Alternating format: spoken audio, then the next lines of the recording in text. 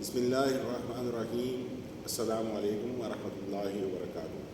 سامعین و ناظرین، آج سے ہم ایک پوڈ کاسٹ کا سلسلہ شروع کرنے جا رہے ہیں تفہیم المسائل کے نام سے، جس میں ہوں گا آپ کا میزبان حافظ محمد یاسر علی، اور میرے ساتھ مہمان ہوں گے مفتی عابد سعید صاحب، جن سے ہم دین کے روزمرہ کے مسائل جاننے کی کوشش کریں گے۔ السلام علیکم ورحمۃ اللہ وبرکاتہ۔ وعلیکم السلام ورحمۃ اللہ وبرکاتہ۔ مفتی صاحب، سب سے پہلے تو آپ اپنا تعارف بیان کریں تاکہ ہمارے سامعین ناظرین کو پتہ چل سکے آپ کے بارے میں۔ بہت شکریہ یاس صاحب، میرا نام مفتی عابد سعید ہے اور میں نے الفرقان اسکالر اکیڈمی کراچی سے مفتی اکمل صاحب کی اکیڈمی سے درس نظامی عالم کورس اور اسی طرح مفتی کورس کرنے کی سعادت حاصل کی ہے۔ ساتھ ساتھ میں اس وقت مائی یونیورسٹی اسلام آباد سے پی ایچ ڈی بھی کر رہا ہوں، اور اس کے علاوہ کم و بیش 15 سال سے مختلف جامعات کے اندر درس و تدریس کی سعادت حاصل کرنے کی اللہ پاک نے توفیق دی۔ ماشاء اللہ جی، بہت زبردست۔ مفتی صاحب، آج کی اس پہلی نشست ہے کیونکہ سب سے پہلے ہماری مسلمان کی زندگی میں عقیدے کی اہمیت ہوتی ہے، تو میں یہ چاہوں گا کہ آپ عقیدے کے حوالے سے ایک عقیدے کی تعریف کیا ہے اور ایک مسلمان کی زندگی میں عقیدت کی ضرورت اور اہمیت کیا ہے، اس پر آپ روشنی ڈالیں۔ بہت اچھا سوال کیا یاس صاحب۔ عقیدہ عربی زبان کا لفظ ہے اور یہ عقدن سے نکلا ہے، اور عقدن کہتے ہیں کسی چیز کو گڑا لگا دینا۔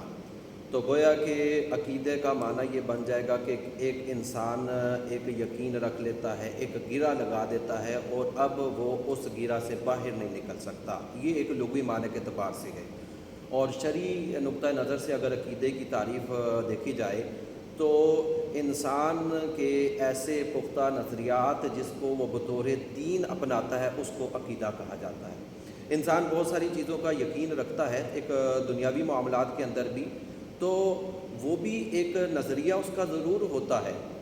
تو یہ جو نظریہ ہے یہ ضروری نہیں کہ شرعی طور پر بھی ایک نظریہ بنے۔ شرعی طور پر جو ہم عقیدہ کہتے ہیں وہ ہمارے اصل میں دین کی جو پختہ نظریات ہوں گے ان کو ہم عقیدے سے تعبیر کریں گے۔ جیسے ایک مسلمان ہے، مسلمان کا ایک دینی نظریہ ہے۔ وہ دینی نظریہ کیا ہے کہ وہ اللہ تبارک و تعالیٰ کی ذات کو مانتا ہے۔ اب یہ اس کا ایک ایسا نظریہ ہے جس کی وہ جانب مخالف کا یقین نہیں رکھتا، بلکہ اس کا ایک ہی نظریہ ہے، ایک ہی اس کا پختہ یقین ہے کہ اللہ تبارک و تعالیٰ کی ذات موجود ہے۔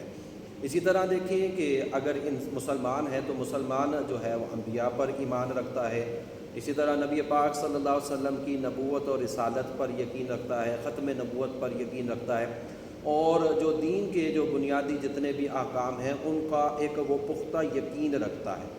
اچھا یاس صاحب، پختہ یقین کے اندر ذرا یہ بھی بات ہم ناظرین کو ذہن میں رکھنا چاہیے کہ یقین کا مطلب ہوگا کہ دل کی ایک ہی سائڈ ہو، دوسری سائڈ نہ ہو، تو یہ یقین ہوتا ہے۔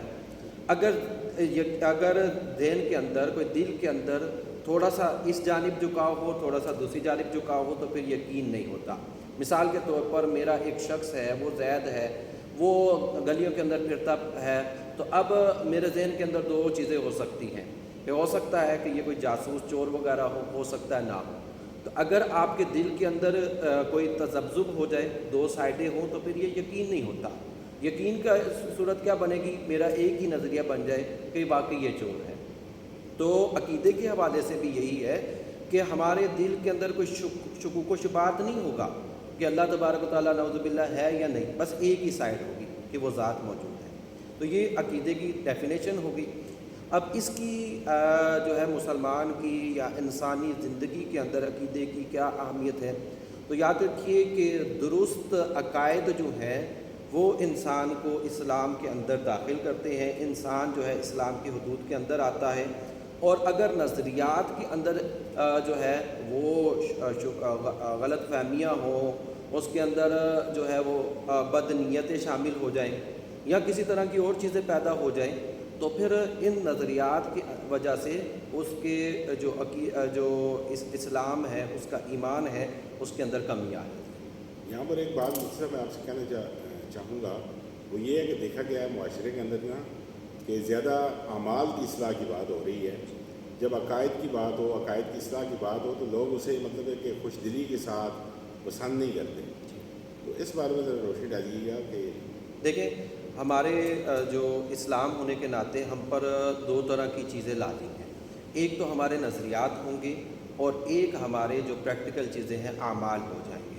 لیکن ان کے اندر جو سب سے مقدم ہوگا وہ اعمال کی جو ہے عقائد کی درستگی ہے.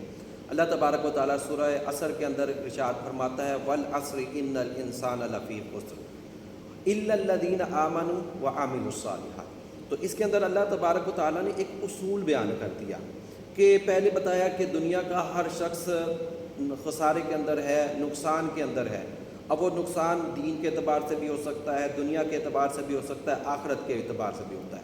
لیکن اللہ تبارک و تعالیٰ نے استثناء فرما دیا کہ جو فائدے والے وہ لوگ ہیں اس کے اندر کہ الا الذین آمنوا. تو پہلے جو ہے اللہ تبارک و تعالیٰ نے ایمان کا فرمایا, اور ایمان جو ہے وہ درست نظریات کا نام ہے. تو اگر تو اس کے نظریات انسان کے درست ہیں, اب اس کے بعد پھر عمل کی حیثیت آتی ہے.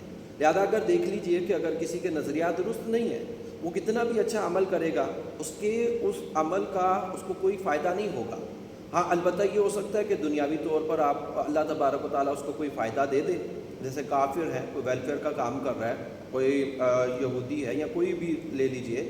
اب وہ جو ویلفیئر کا انسانی خدمت کر رہا ہے, اس انسانی خدمت کا اللہ تبارک و تعالیٰ اس کو صلہ ضرور دے دے گا. لیکن اس کی آخرت کی نجات ہوگی کہ نہیں؟ اس کی آخرت کی نجات نہیں ہوگی, کیونکہ نجات کے لیے ضروری ہے کہ وہ ایمان لائے.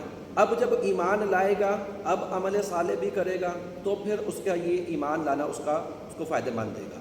تو اس سے پتہ چلتا ہے کہ آپ کے سوال کے سے متعلق کہ یہ عقائد سب سے پہلے ہیں, یہ درست ہوں گے تو پھر عمل صالح ہوگا. اور اگر یہ درست نہ ہوں تو پھر اللہ تبارک و تعالیٰ ہے ان الذین کفروا وماتوا وهم کفار. تو اللہ تبارک و تعالیٰ فرماتا ہے کہ جو کافر تھے اور کفر پر مرے, تو اب ان سب پر کیا ہوگی؟ اللہ تبارک و تعالیٰ کی, فرشتوں کی, انسانوں کی لعنت ہوگی. تو لہٰذا عقائد کے اندر اگر درستگی نہیں پائی گئی تو پھر عمل کوئی فائدہ نہیں دے سکتا. ماشاءاللہ. مفتی صاحب, عقائد کی کوئی اقسام بھی ہیں؟ جی, ہمارے ہاں دیکھیں عقائد کی دو بنیادی مسلمان کے لیے اقسام بن سکتی ہے. ایک تو عقائد اسلام قرار پاتے ہیں اور دوسرے عقائد اہل سنت قرار پائیں گے. عقائد اسلام کا مطلب یہ ہے کہ ہم کچھ ایسے نظریات کو اپنا لیں کہ جن کی وجہ سے ہم اسلام کی حدود کے اندر داخل ہوں گے, اور اگر ان نظریات سے ہٹ جائیں گے تو پھر اسلام کی جو ہے حدود سے باہر ہو جائیں گے. مثال کے طور پر جیسے ہمارا ان سب کو اگر دیکھا جائے تو شرعی نقطہ نظر سے ضروریات دین کہتے ہیں. ضروریات دین وہ مسلمان کی بنیادی بیسک باتیں ہیں کہ جن کو ماننے کی وجہ سے ہم مسلمان قرار پاتے ہیں.